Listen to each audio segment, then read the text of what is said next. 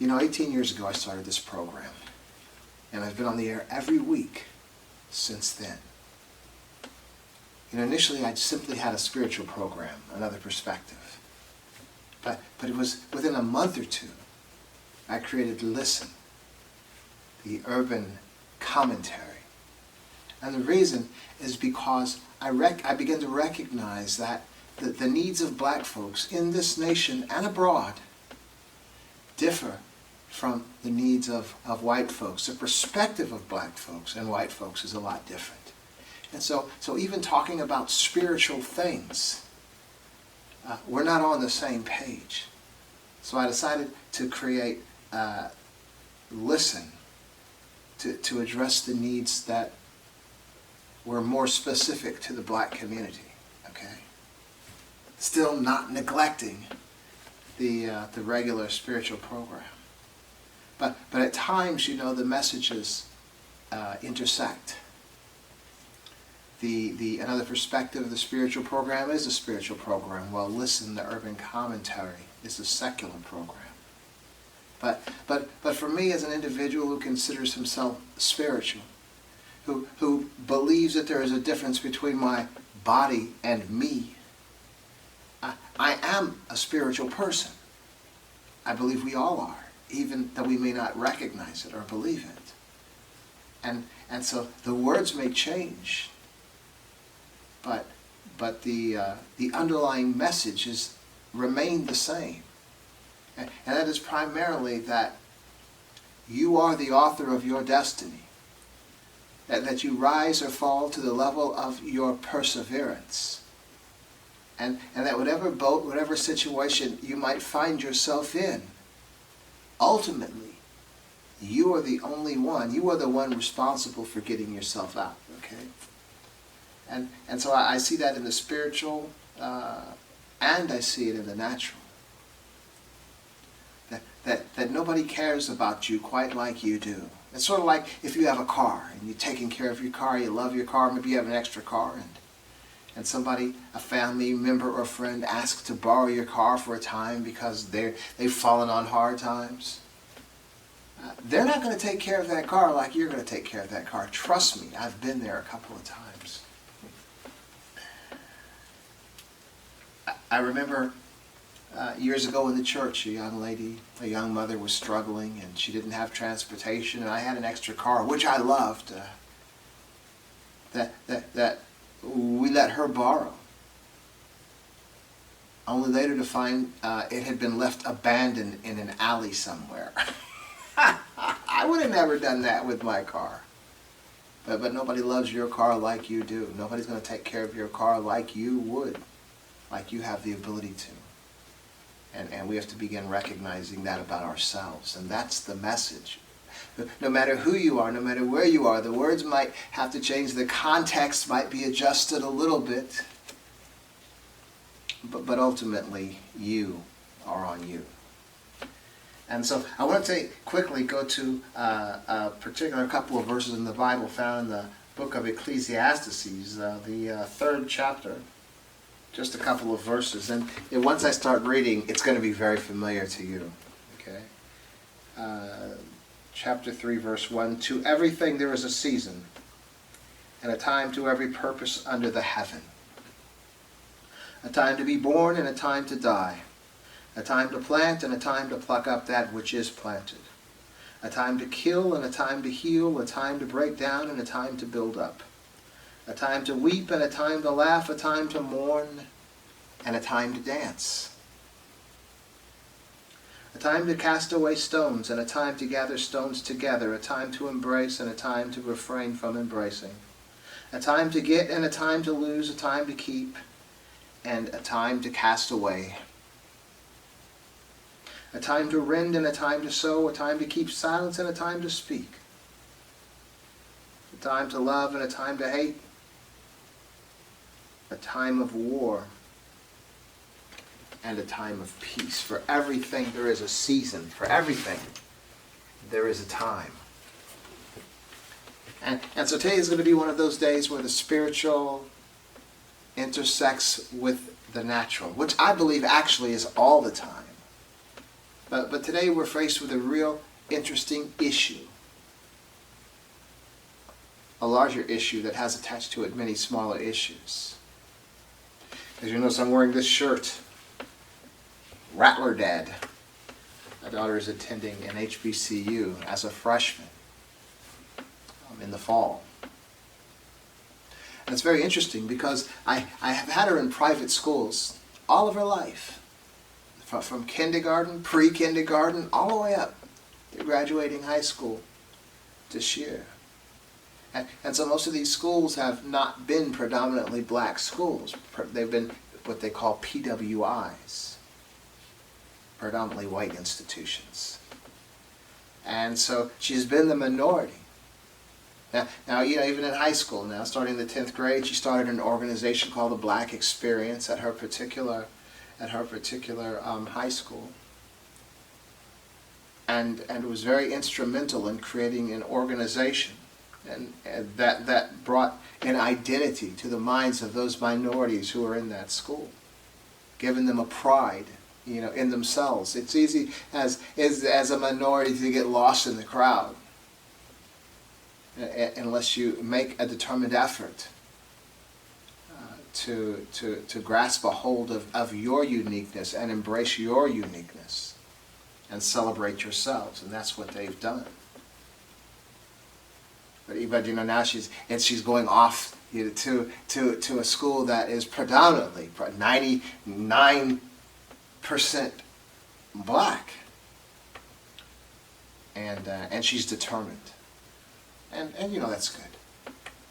The difference between her and I always attended predominantly white schools growing up. I was a military kid, but it seemed the bases were situated near predominantly white neighborhoods. And those are the environments I came up in. But I came up in the 70s, and there was a solidarity among black people. There was a unity among black people, a pride among black people. And so I didn't really go through some of the issues I believe that the young people go through today, the lack of identity as a black person. Okay?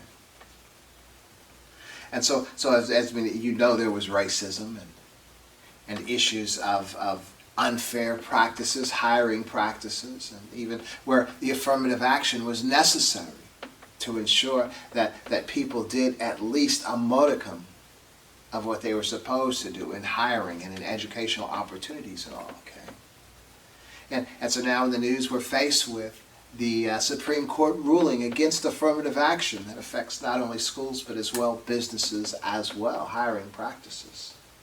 And so there are many people that are up in arms about this. And what I find interesting is the majority of folks that are up in arms are those that are professionals, those that are educated black folks that are really taking issue with this court ruling against affirmative action, primarily in colleges and universities. And what I'm suggesting today in this program is don't worry so much. Don't worry so much, which is interesting. The people that would be primarily affected are not those people with the drive, with the determination, with the perseverance to succeed. Those people will succeed regardless of the environment that is presented before them.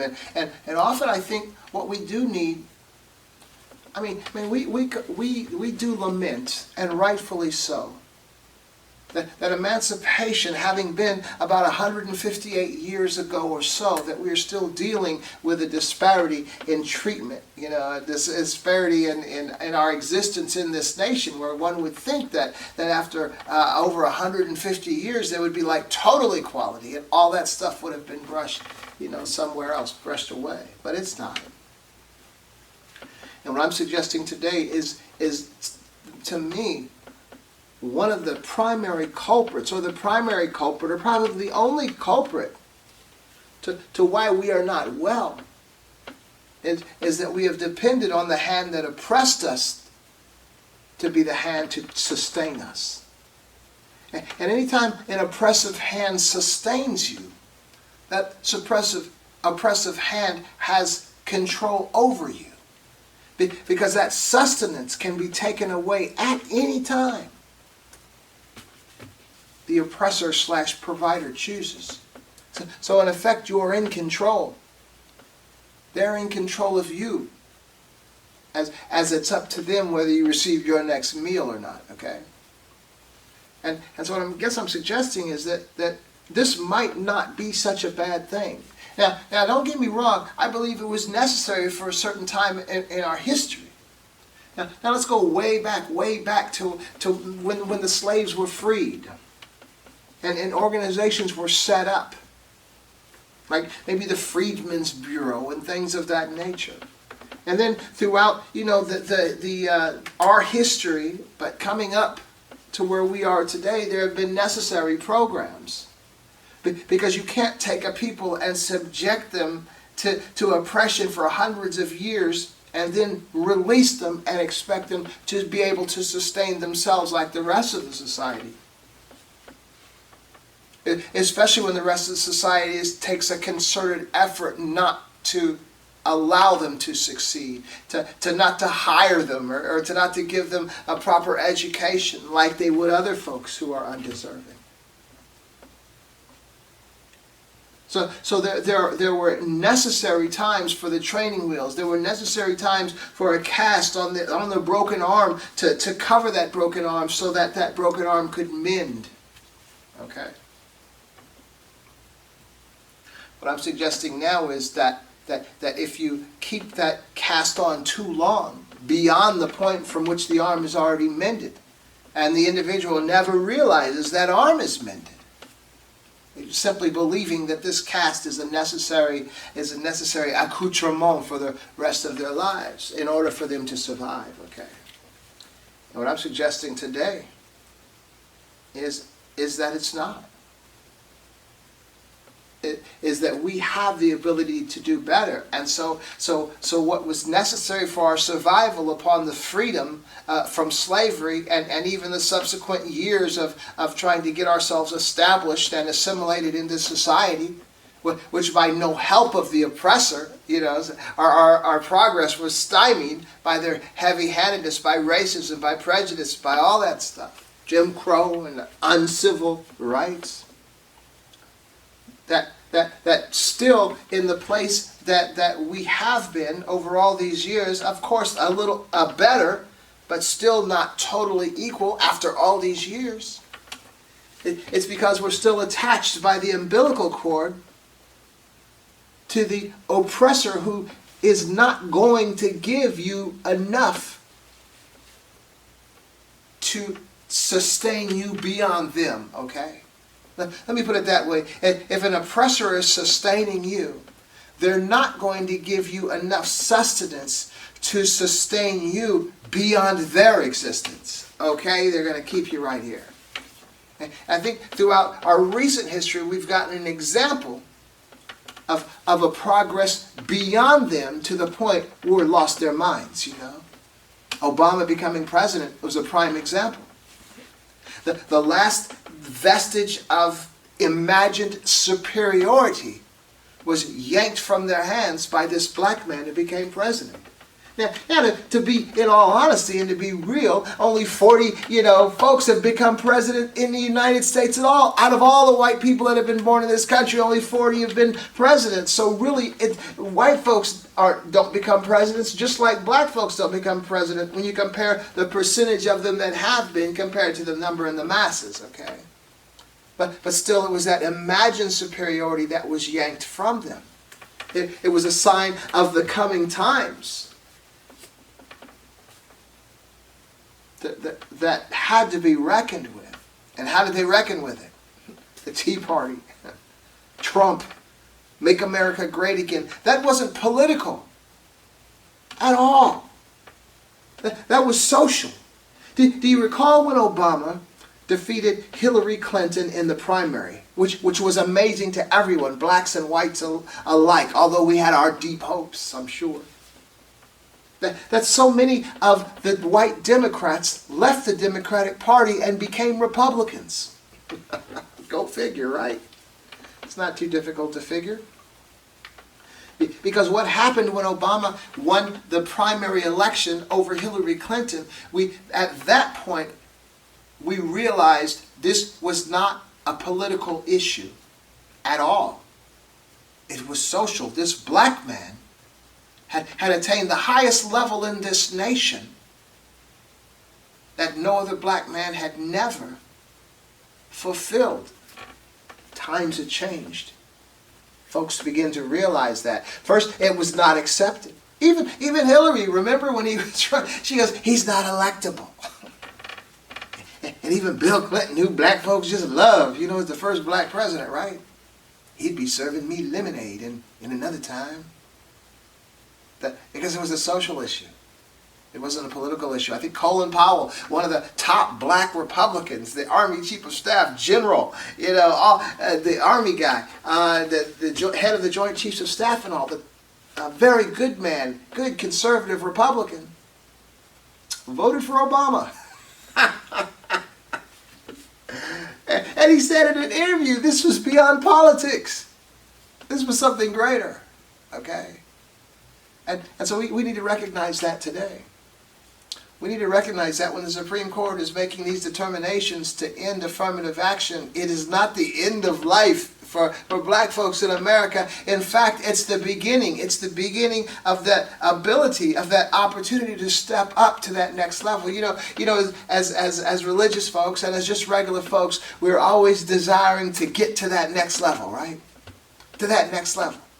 Well, guess what? Nobody's going to hand that next level to you.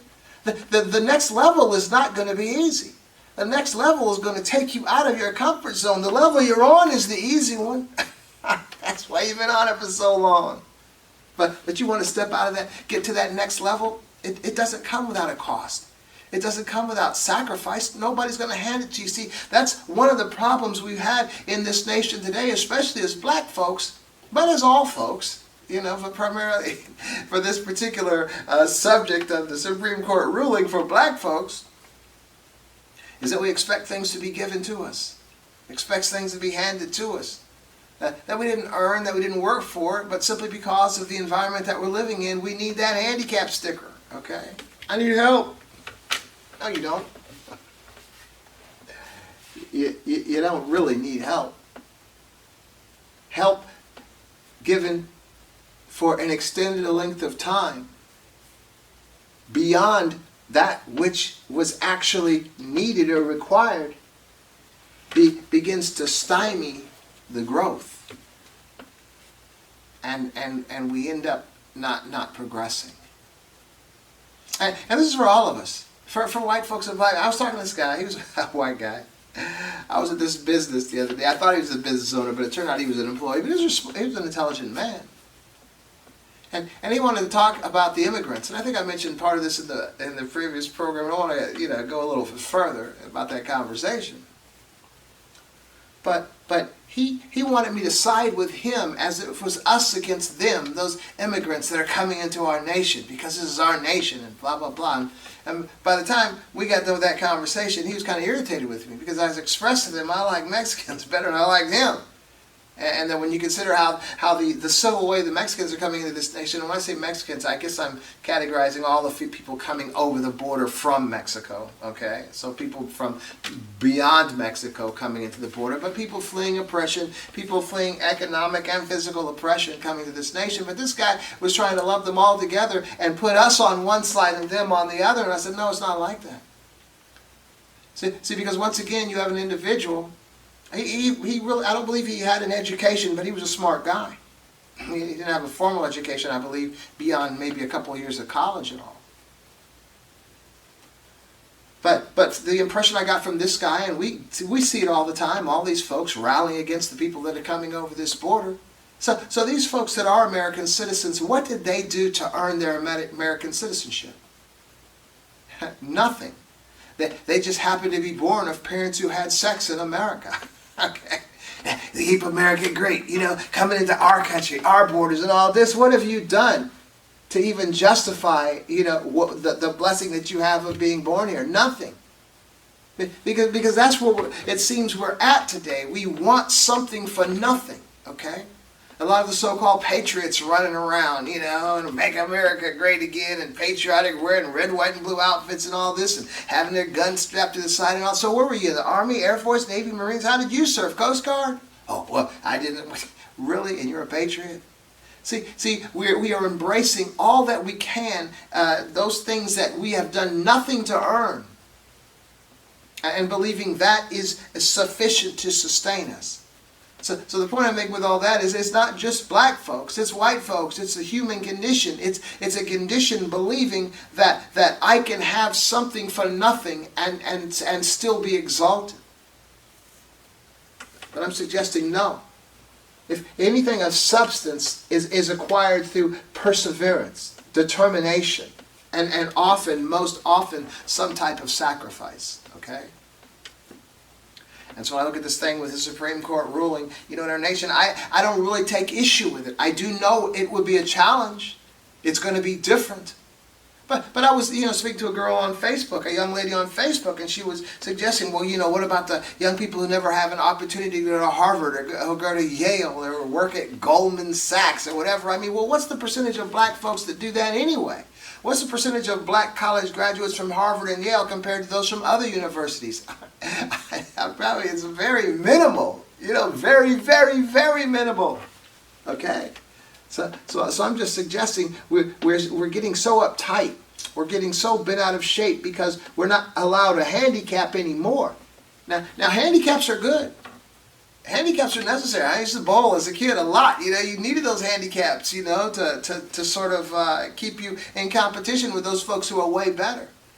I guess I don't play golf, but in golf the same thing. But I'm suggesting now in life, a handicap might be necessary for a moment, but in time, a handicap will actually handicap you because you'll not begin to receive the handicap based on the historical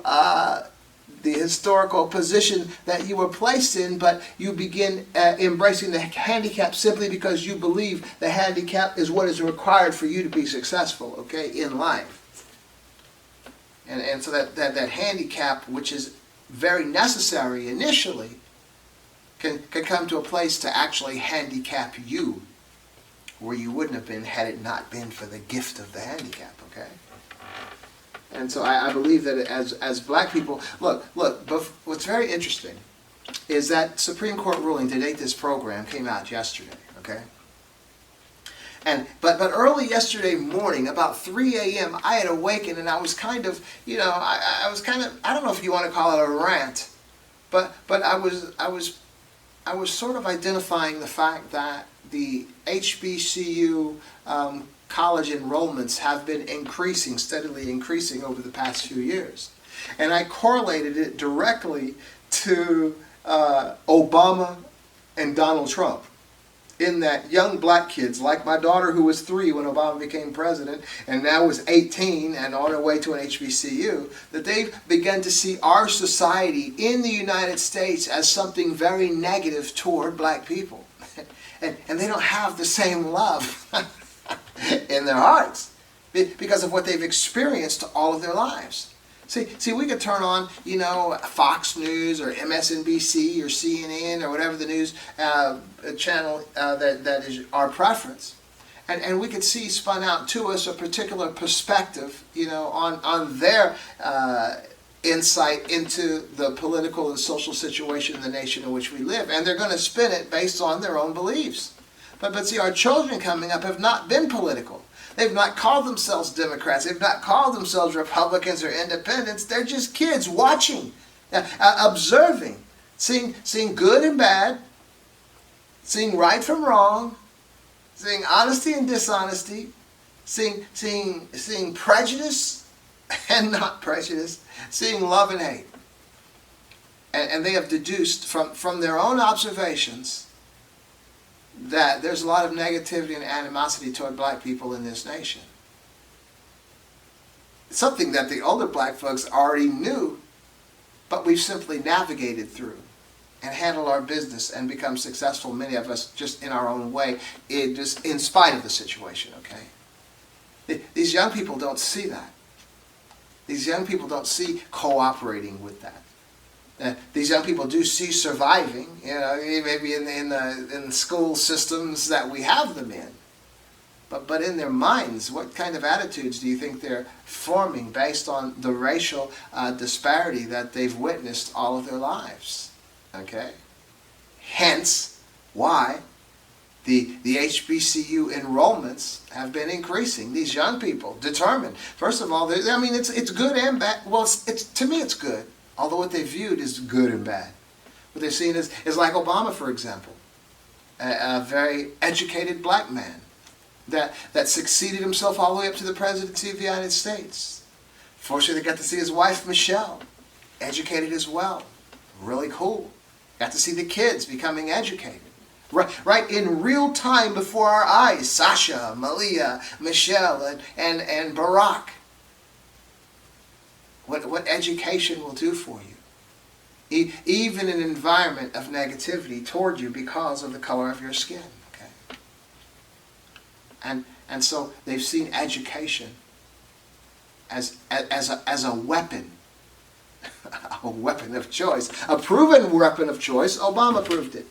And many of the other people that we would have never known about, like Kamala Harris and Cory Booker and a lot of these other folks that we would have never even heard of, probably had it not been for Obama. Okay? And we also got to see the Tea Parties. They also got to see the Tea Parties. They also got to see the animosity toward this good black man who was president for 8 years growing up. And then see the next president and the negativity and the white the so-called white supremacists and all that craziness, all culminating at January 6th and not just ending there, but continuing on through. These young black kids have grown up watching this stuff. They don't want any parts, many of them, of the PWIs, primarily white institutions. They want to attend an HBCU, historically black college, university.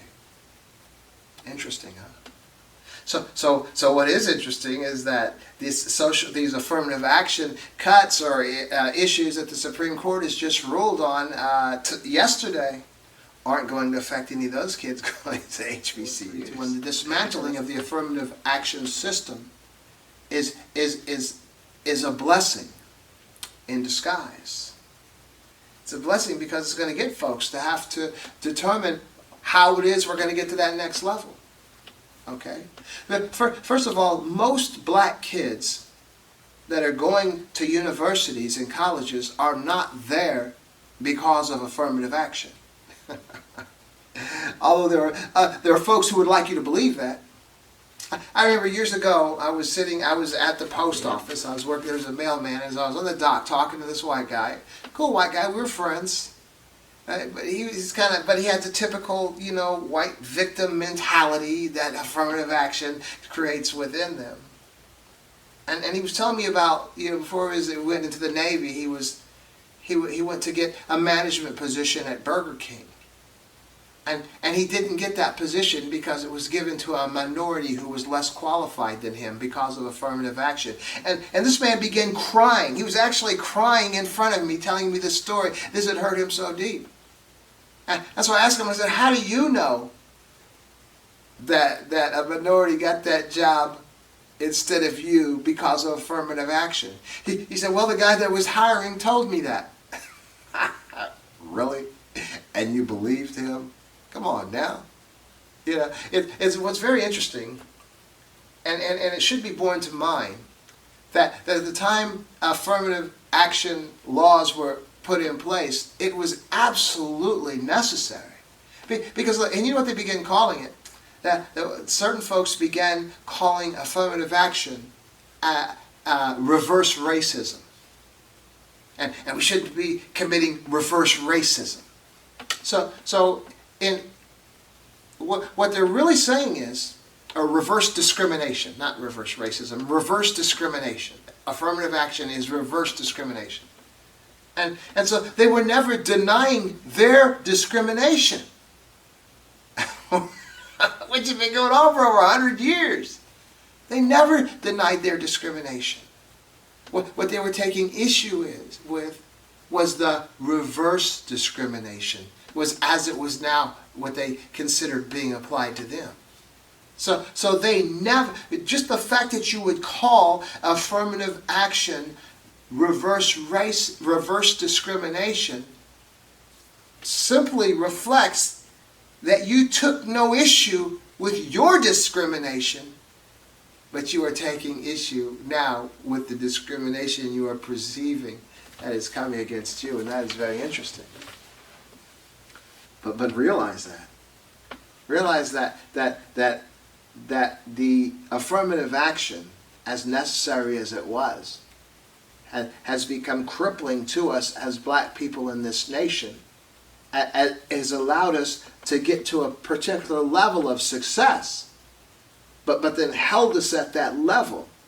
Because anything that your oppressor gives you, at any time they wish, it can be taken away. Which is exemplified by this Supreme Court ruling. They gave it to you, but they can take it away. Always on these programs, I tell you that if it's yours, quit begging for it. If it's yours, take it.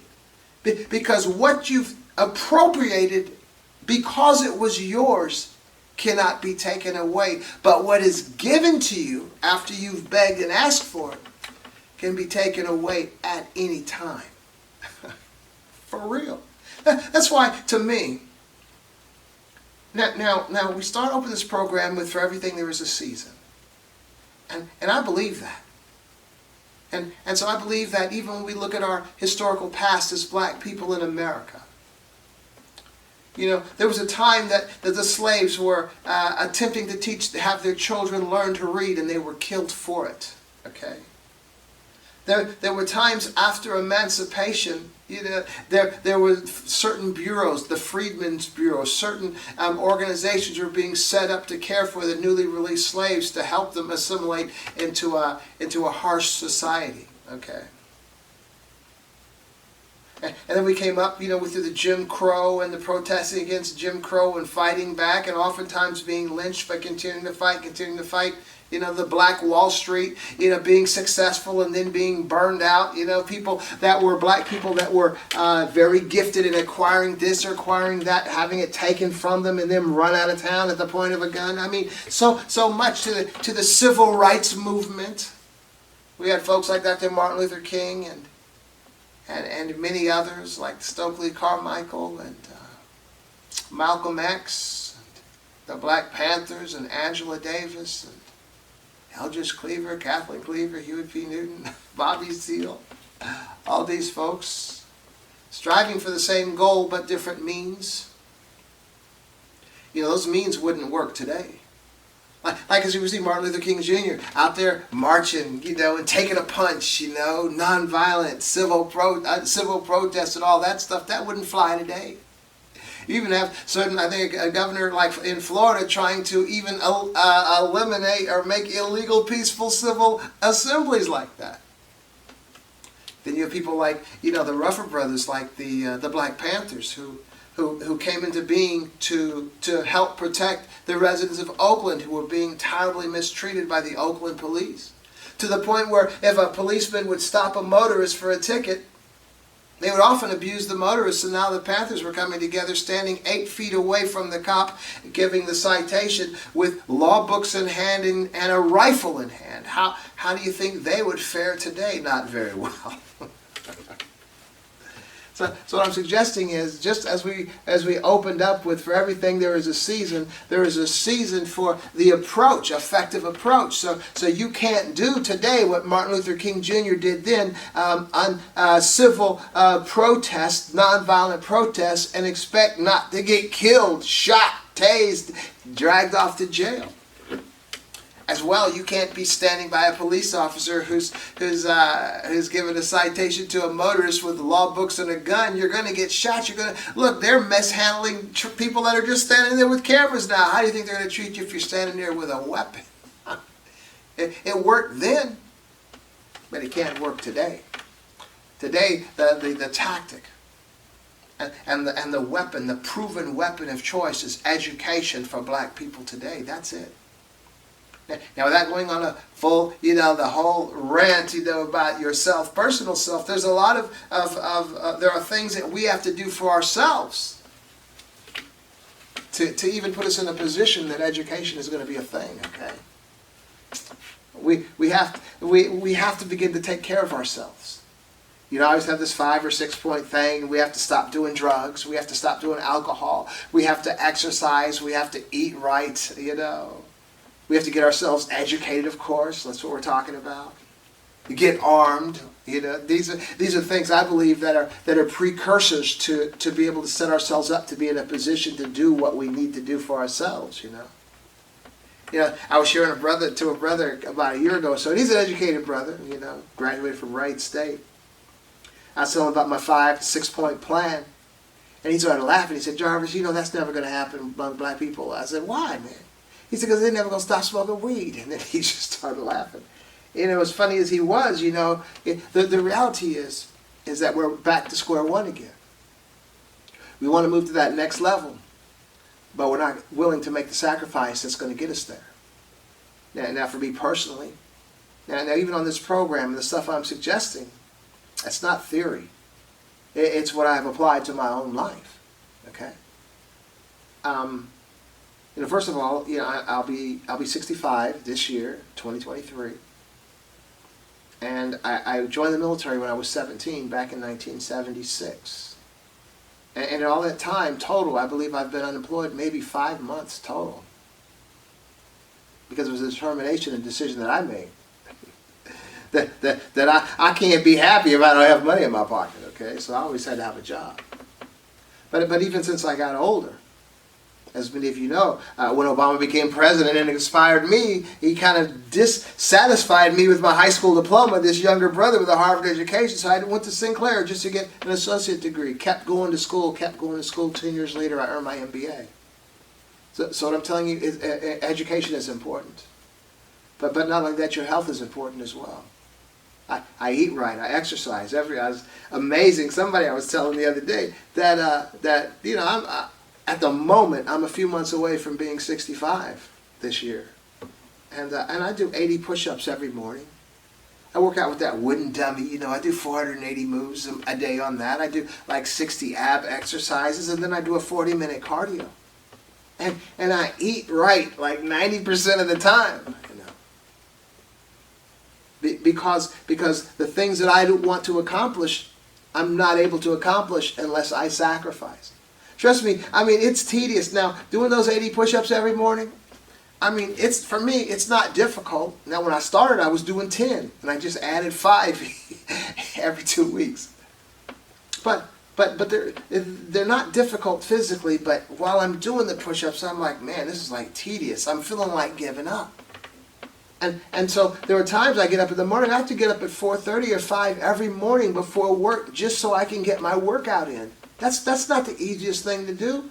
You know how fun it is to sleep in, how great it would be to sleep in until like 6:30 or 7 o'clock or whatever, but no, I'm up at 4:30 or 5 just so I can take care of business. It's not easy, it's not the greatest thing in the world, but I understand the benefit, I understand the necessity to take me to that next level of even physical, mental, and emotional health. And not only that level to be an example to my kids, to recognize what it's going to take for them to be in good health.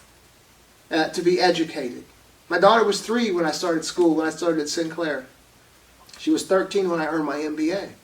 And incrementally, she was there when I earned my associate degree. She was there when I earned my bachelor's degree. And she was there when I graduated with that MBA as well.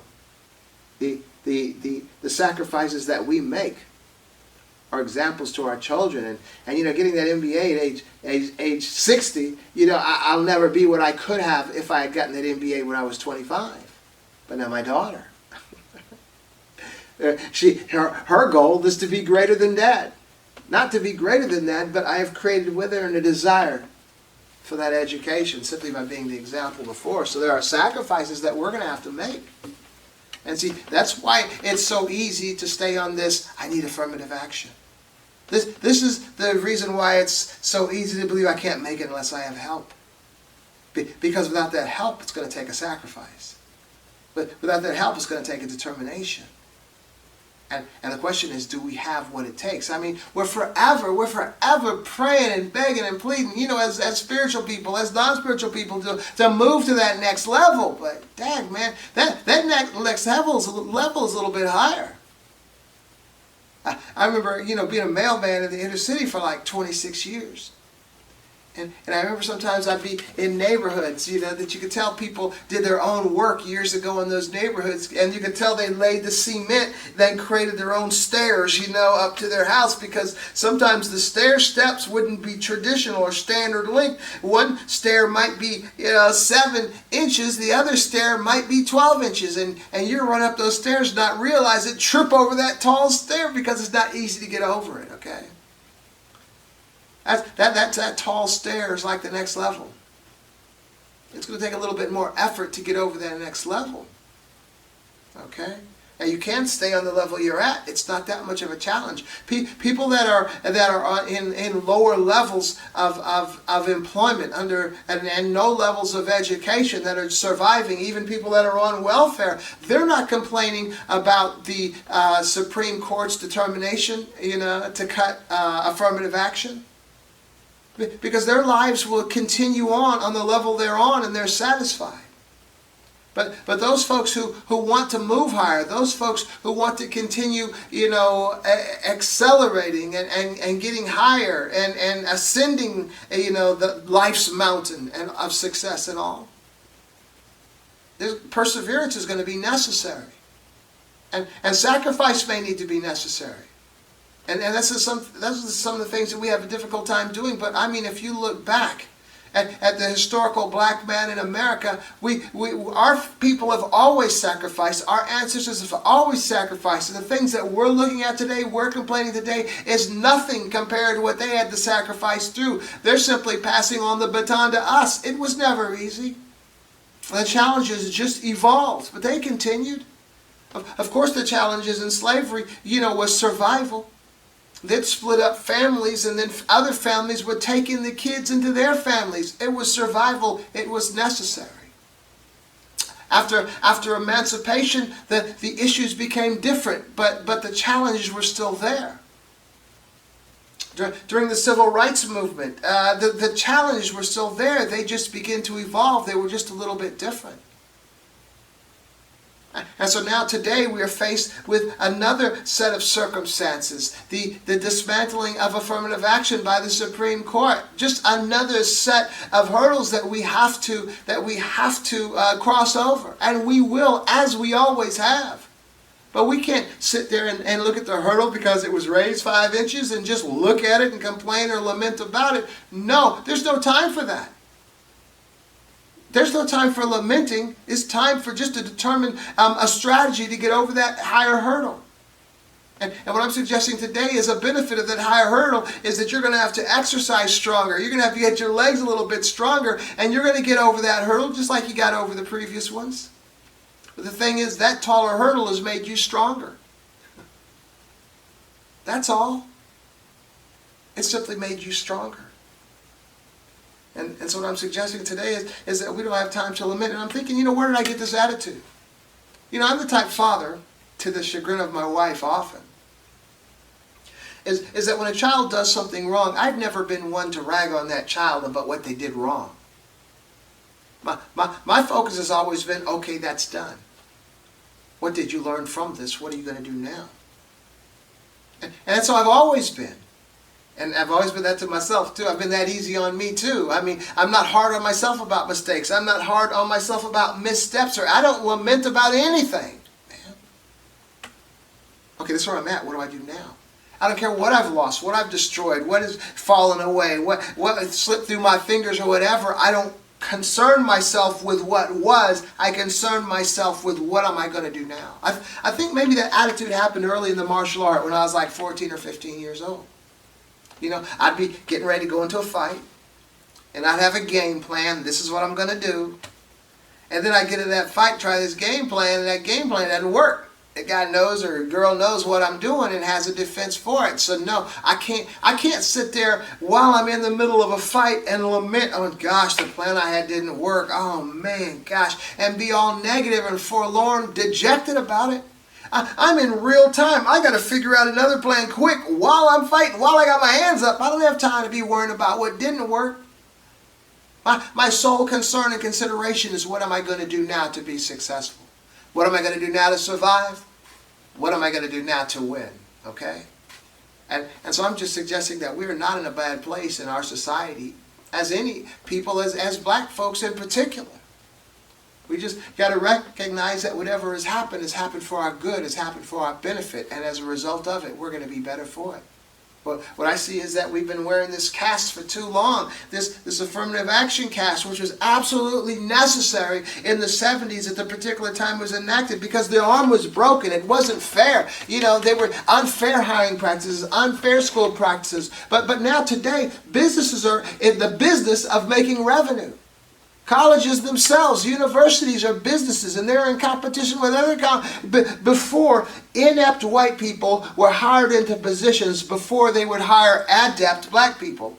In other words, they would hire less qualified white people into positions for years and years and years, and rather than hire the qualified people into those positions or bring the qualified people in those positions. But their competition is so great today, there is no business that's going to intentionally neglect the best worker simply because of the color of his skin. I mean, there might be some, but they're not going to be in business long because the competition is so great.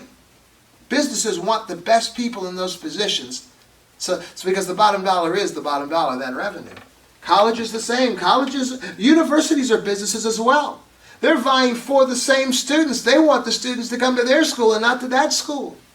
Even with the HBCUs, there are certain HBCUs where the predominantly white institutions are taking issue with the increased enrollment in the HBCUs because there are state monies that are going to these HBCUs based on the numbers of students that are enrolling in their institutions. So I'm just saying, colleges are as well in competition. They want the students that will reflect them as being the best institutions. They're not, as they were in the 70s, going out and ignoring the talented black potential students and employees for the inept white ones. No, they're looking to be successful in competing against other businesses and competing against other universities. We need to recognize that. We need to take that cast off of our arm that was placed there when it was necessarily broken, and we'll find that as the cast is removed, that our arm had been mended a long time ago. We just didn't realize it, and we thought we needed this cast. We don't. What I'm telling you is that, again, as we started from emancipation being 158 years ago, and still being on this level of inequality, what's keeping us on this level is our belief that we need the oppressor's hand so that we can be better. As long as we are taking the hand of the oppressor so that we can be better, we will never be placed on that level of equality with that oppressor, because as long as the oppressor is helping us, he is not helping us to be sustained beyond his sustenance, okay? Realize that. So this is not a bad time. For everything there is a season. And this is the season.